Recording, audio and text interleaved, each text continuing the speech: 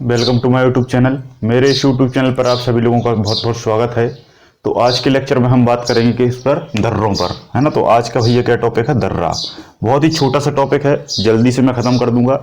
आज मैं केवल आपको दर्रों के बारे में समझाऊंगा। बहुत सारे लोगों ने अभी तक इनके मतलब को नहीं समझा होगा कि इसका मतलब क्या है, जबकि इसका जो यूज़ है वो हर व्यक्ति ने किया हुआ है, हर व्यक्ति ने इसको जीवन में यूज़ किया है लेकिन पहचाना नहीं है। तो आज हम भारत के जो इम्पोर्टेंट दर्रे हैं उन पर चर्चा करेंगे। दर्रों को इसलिए पढ़ा रहा हूँ क्योंकि जो दर्रे होते हैं ये मुख्य तौर पर अवस्थित होते हैं कहाँ पर, पहाड़ों पर, पठारों पर, है ना, पर्वतों पर। इन पर ये अवस्थित होते हैं और पहाड़, पठार, पर्वत ये सब मैंने आपको बहुत अच्छे से पढ़ा दिया है। तो आज हम चर्चा करेंगे किस पर, दर्रों पर। दर्रा जो है इसका अन्य नाम पास भी होता है। क्या होता है, पास भी होता है। आपने सुना होगा ना कि भाई यहाँ से वायु पास हो जाइए, वायु पास हो जाइए, है ना। तो एक्चुअल में इसको पास भी कहा जाता है और इंग्लिश में भी इसको पास कहा जाता है, इंग्लिश में भी इसको पास कहते हैं, ठीक है। इसको ट्रेल भी कहा जाता है ना। ये शब्द आप लोग नहीं समझ पाते। जैसे आपने कोई दर्रा को याद कर लिया है कि भाई नाथुला दर्रा यहाँ है, और क्वेश्चन आ गया कि भाई सिक्किम में कौन सा ट्रेल अवस्थित है, कौन सा ट्रेल स्थित है, या कौन सा ट्रेल है, तो आप वहां समझ नहीं पाएंगे। तो इसको ट्रेल भी कहा जाता है और इसको ला भी कहा जाता है। क्या कहा जाता है भैया, ला भी कहा जाता है। एक बार क्वेश्चन आया था कि ला दर्रे को तिब्बती भाषा में क्या कहते हैं, तो ला कहते हैं। किस भाषा में, तो आपको याद रखना है पहला इफेक्ट कि दर्रे को पास, ट्रेल और ला के नाम से जाना जाता है, जिसमें इंग्लिश में हम पास कहते हैं, ट्रेल भी कह देते हैं। और जो ला है ये तिब्बती भाषा का शब्द है, क्योंकि तिब्बत में हिमालय पर्वत है और इस पर्वत पर बहुत सारे दर्रे हैं। अब आप कहेंगे कि सर आपने इतना कुछ बता दिया, लेकिन ये दर्रा होता क्या है, इसका बेसिक मतलब क्या है। तो इसका बेसिक फाउंडेशन जो है, बेसिक मतलब जो है वो ये है। जैसे मान लो एक पहाड़ है, दूसरा पहाड़ है, एक पर्वत और दूसरा पर्वत। कहीं भी संसार में कहीं भी, किसी भी राज्य में, किसी भी पठार में एक पर्वत या दूसरे पर्वत के बीच में जो रास्ता होता है, जो क्या होता है, रास्ता होता है। अब ये रास्ता या तो नीचे हो सकता है, ये रास्ता या गुफा के जरिए हो सकता है, या ये रास्ता बीचों बीच इस तरीके से होता है, रोड बनी हो, या फिर ये रास्ता ऊपर से इस तरीके से हो सकता है कि भाई एक पत्थर यहाँ है, एक पत्थर यहाँ है, या फिर सुरंग के रूप में हो सकता है ना। कोई इसमें वो नहीं है। कुल मिलाकर एक से दूसरे के बीच रास्ता ही आपका क्या है, रास्ता ही आपका दर्रा है। क्लियर है। लेकिन सामान्य रोड पर जो रास्ता है वो रास्ता कहलाता है, लेकिन वही रास्ता जब पहाड़ों पर हो, पर्वतों पर हो, पठारों पर हो, बड़े बड़े ऊंची पहाड़ियों पर होता है, तो उसको क्या कहते हैं, दर्रा कहा जाता है। क्या कहा जाता है भैया, दर्रा कहा जाता है। तो आई होप आपको समझ में आ गया होगा कि दर्रा क्या है। अब जरूरी नहीं है कि भाई एक हिमालय पर्वत हो और एक रॉकी पर्वत हो, उनके बीच में हो, ऐसा नहीं। हिमालय इतना बड़ा है तो हिमालय मान लो ये फैला है, यहाँ से एक ये है, एक ये है, ऐसा हिमालय बहुत लंबा चौड़ा फैला है, लाखों ऐसी पीक्स हैं। तो इनके आपस में बीच में भी हो सकता है, पर्वत एक ही है लेकिन इनके बीच में भी हो सकता है, पर्वत की अलग अलग श्रृंखलाओं के बीच भी हो सकता है। जरूरी नहीं है कि कोई भी दो अलग से पर्वत हो उनके बीच में हो जी, कि भाई एक सतपुड़ा हो एक विंध्याचल हो तभी हम उसको दर्रा मानेंगे, ऐसा जरूरी नहीं है। हो भी सकता है, मैं ये नहीं कहूंगा, लेकिन केवल विंध्याचल पर भी हो सकते हैं, केवल सतपुड़ा पर भी हो सकते हैं, केवल हिमालय पर भी हो सकते हैं, है ना, केवल अरावली पर्वत पर भी हो सकते हैं, केवल पूर्वी घाट, पश्चिमी घाट, है ना, किसी पर भी हो सकते हैं, कहीं कोई समस्या नहीं है। इसमें क्वेश्चन क्या आता है वो मैं आपको बताने की कोशिश कर रहा हूं, है ना। क्वेश्चन इसमें ये आता है कि जो दर्रा है वो दर्रा कहाँ स्थित है। इसमें आज तक जो क्वेश्चन आया है वही आया है कि ये जो दर्रा है वो कहाँ स्थित है, और कुछ दर्रों में ये आया है कि ये दर्रा किस किस को जोड़ता है ना। क्योंकि दर्रा का मतलब मैंने बताया कि भाई क्या है, पास है या रास्ता है।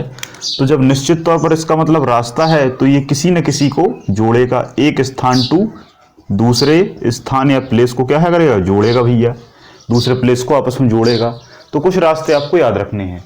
तो हम चलिए स्टार्ट करते हैं, जल्दी से स्टार्ट करते हैं जम्मू कश्मीर से, ठीक है। तो जम्मू कश्मीर में कौन कौन से दर्रे हैं, 5 दर्रे, वैसे तो 6 दर्रे हैं लेकिन 5 दर्रे इंपॉर्टेंट हैं।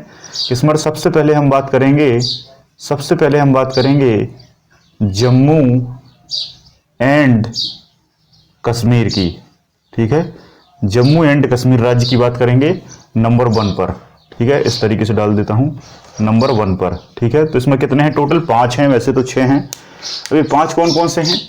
नंबर 1 है आपका, नंबर 1 में आपको सूत्र दिए देता हूं, है ना, जिसकी आपको जरूरत रहती है, ट्रिक की, है ना। देखो ट्रिक उसी में बनाई जाती है जिसमें जरूरी होता है। बाकी एक जैसे किसी राज्य में एक ही है तो उसमें आप क्या ट्रिक बनेगी? ट्रिक है जो का प्रॉब्लम बनी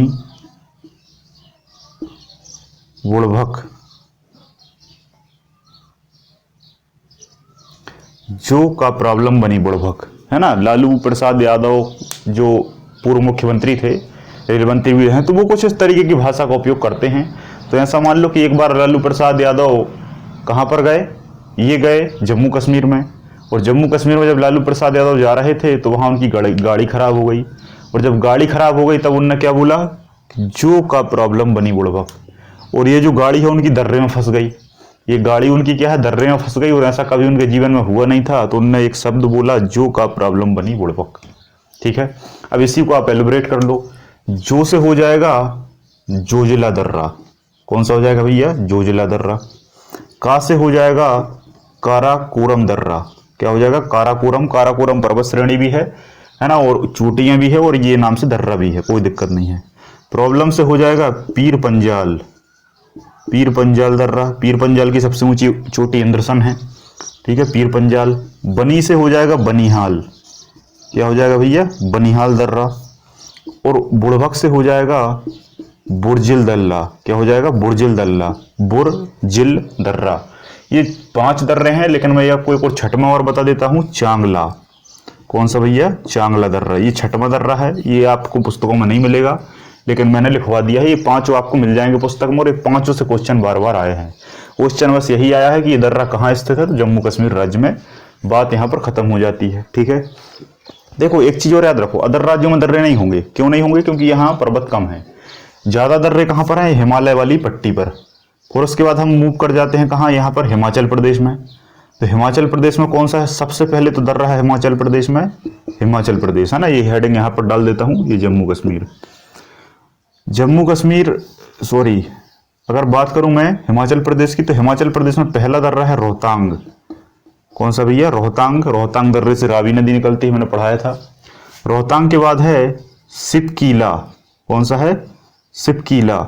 सिपकीला के बाद है सिपकीला के बाद है सांगला। कौन सा भैया? सांगला। सांगला के बाद क्या है? कुंजमला। कौन सा भैया? कुंजमला। कुंजमला। देखो ये ला आ रहा है ना, ला, ला, सिपकीला, सांगला, कुंजमला। तो ये ला किसको रिप्रेजेंट कर रहा है? ये ला मतलब दर्रा।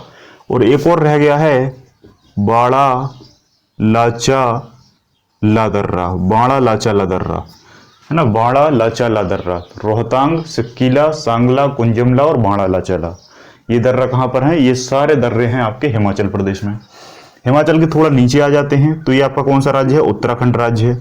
उत्तराखंड राज्य की बात करें तो उत्तराखंड में सबसे पहला है माना दर्रा, है ना। माना, माँ से माना, माँ से मुलिंग, मुलिंग दर्रा, माला दर्रा, माना दर्रा, मुलिंग दर्रा। जब मानोगे तो क्या मानोगे? नीति मानोगे।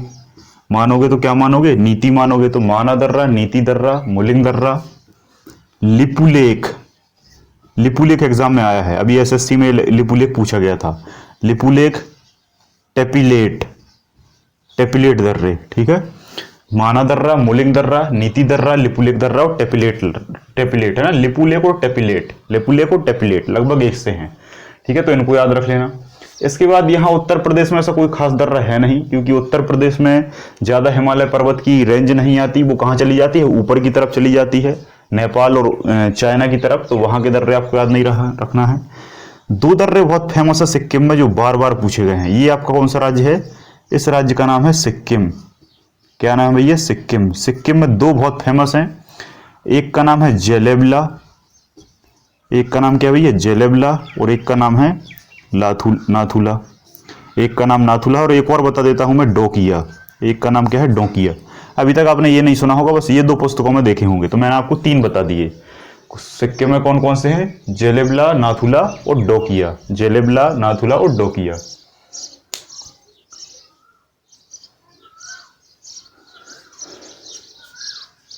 इसको याद कैसे रखोगे?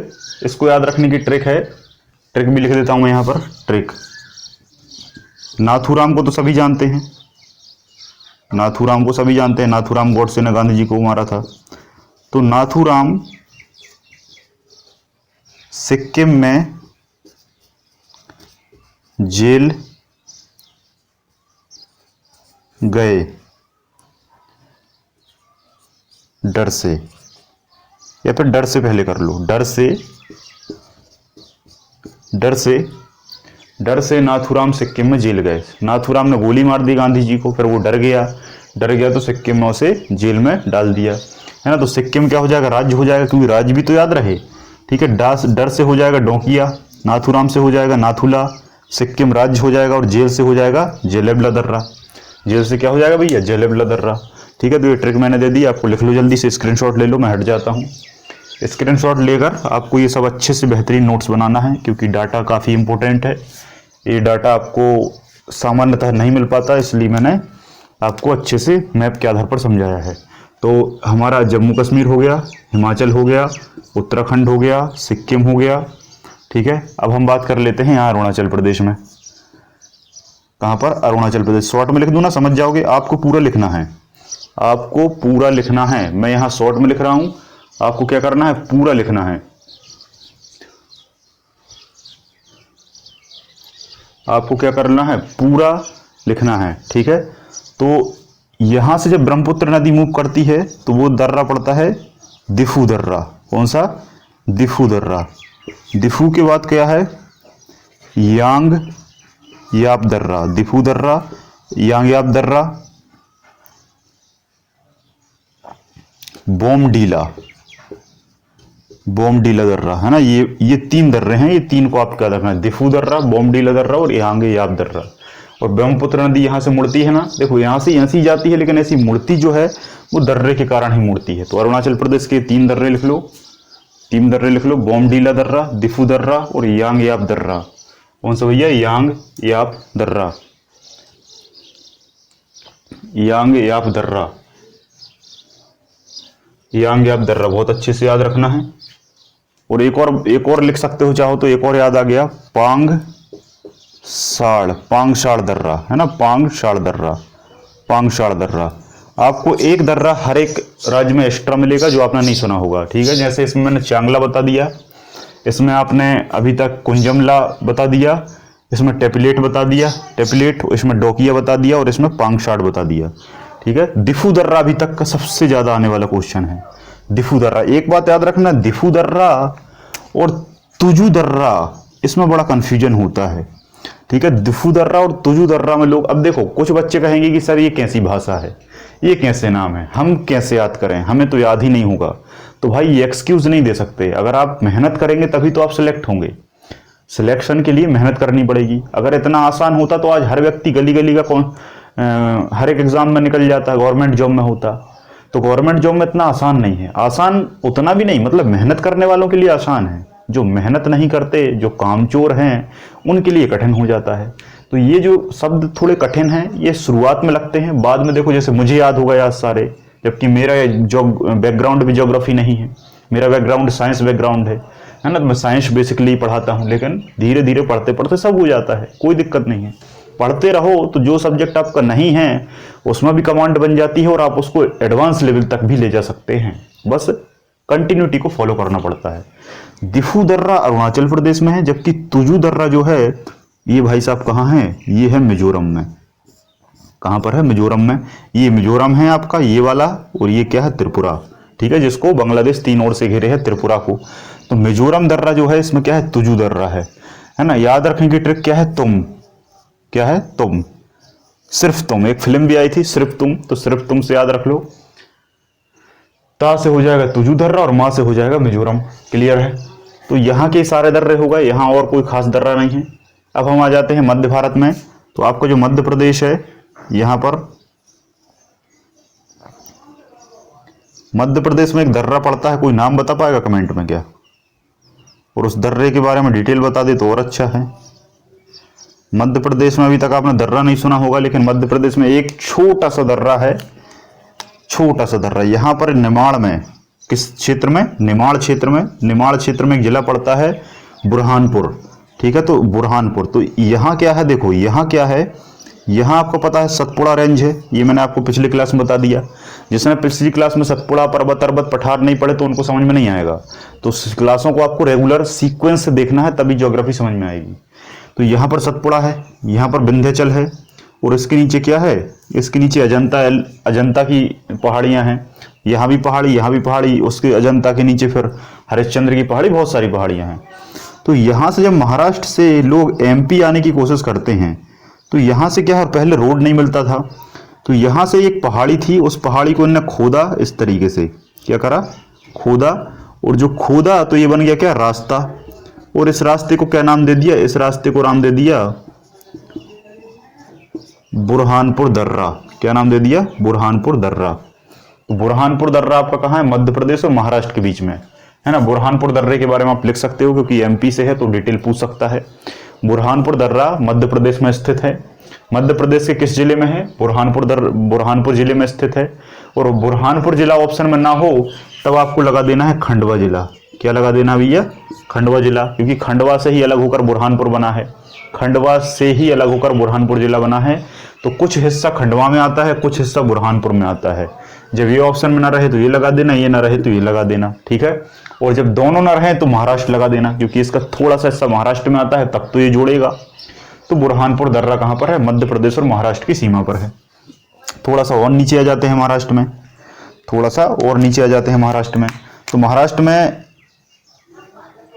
दो दर्रे फेमस हैं। यहाँ पर एक छोटा सा दर्रा है जिसका नाम है एलिफेंटा दर्रा, जो कि एलिफेंटा की गुफाएं आपने सुनी होंगी। तो एलिफेंटा की गुफाएं हैं, एलिफेंटा की पर्वत श्रेणी भी है, और वहीं पर एलिफेंटा द्वीप भी है, और वहीं पर एलिफेंटा का दर्रा भी स्थित है, खास नहीं है। यहाँ पर नासिक है, यहाँ पर क्या है, नासिक है, और यहाँ पर मुंबई है। तो नासिक और मुंबई, इसके लोग आपस में आते जाते थे तो काफ़ी समस्या होती थी, बीच में एक पहाड़ी पड़ती थी। इस पहाड़ी को, बीच की जो पहाड़ी थी उसको खोद कर एक दर्रा बना दिया, रास्ता बन गया, रास्ता बन गया तो उसको दर्रा कह दिया, ठीक है। और उस दर्रे का नाम क्या है, उस दर्रे का नाम है, उस दर्रे का नाम है भैया थाल घाट। क्या नाम है, थाल घाट दर्रा। क्या नाम है भैया, थाल घाट दर्रा, थाल घाट दर्रा। तो थाल घाट कहाँ के बीच में है, मुंबई और नासिक के बीच में है। फिर मुंबई से कुछ लोगों को पुणे जाना था, यहाँ पुणे, तो यहाँ भी बीच में दर्रा, यहाँ भी बीच में पहाड़ी थी, तो खोद कर एक दर्रा बना दिया गया। तो थाल घाट कहाँ से है, मुंबई से नासिक के बीच में। और भोरघाट दर्रा जो है, कौन सा है भैया, भोरघाट, भोरघाट दर्रा है मुंबई टू पुणे के बीच में। किसके बीच में, मुंबई टू पुणे के बीच में। थालघाट, भोरघाट, पालघाट और हाँ, ये तीनों दर्रे आपको बहुत अच्छे से याद रखने हैं, क्योंकि इन तीनों दर्रों में अच्छे से अच्छा धुरंधर व्यक्ति कंफ्यूज हो जाता है। थालघाट, भोरघाट और पालघाट, थालघाट, भोरघाट और पालघाट, धुरंधर कंफ्यूज हो जाता है। कम से कम 30 से 40 बार पढ़ना पड़ेगा, तब कंफ्यूजन दूर होगा, ठीक है। तो भोर से कैसे याद रखोगे, भोर मतलब सुबह होनी, और सुबह किसके जीवन में हुई थी, शिवाजी के जीवन में। शिवाजी मराठा थे, काफी खतरनाक थे, ठीक है। तो शिवाजी के जीवन में भोर हुई, और शिवाजी पुणे के रहने वाले थे, है ना। तो पुणे, भोरघाट, मुंबई से पुणे के बीच में जब भोरघाट रहेगा तो दूसरा ऑटोमेटिक मुंबई और नासिक के बीच हो जाएगा थालघाट, ठीक है। थालघाट नासिक कैसे याद रखोगे, नासिक जब जाते हो तो कुंभ का मेला लगता है, और वहां पर त्र्यंबकेश्वर मंदिर भी है। तो त्र्यंबकेश्वर मंदिर में पूजा करने जब जाओगे भगवान शिव की, तो थाली लेकर जाओगे, तो थाली से थालघाट दर्रा कहाँ पर पड़ जाएगा, आपका मुंबई टू नासिक के बीच में पड़ जाएगा। थोड़ा और नीचे जाते हैं केरल में, तो केरल में कौन सा है, यहाँ पर केरल और तमिलनाडु के बीच में कौन सा है, यहाँ पर है पालघाट दर्रा। कौन सा दर्रा भैया, पालघाट दर्रा। तो केरल और तमिलनाडु के बीच में, केरल और तमिलनाडु के बीच में पहाड़ी है, आपको पता है। तो नीलगिरी की पहाड़ी, अन्नामलाई की पहाड़ियों के बीच में इसको काट के बनाया गया है, जिसका नाम है पालघाट दर्रा। पालघाट दर्रा के और नीचे जाओगे तो यहाँ पड़ेगा आपका सेनाकोटा दर्रा।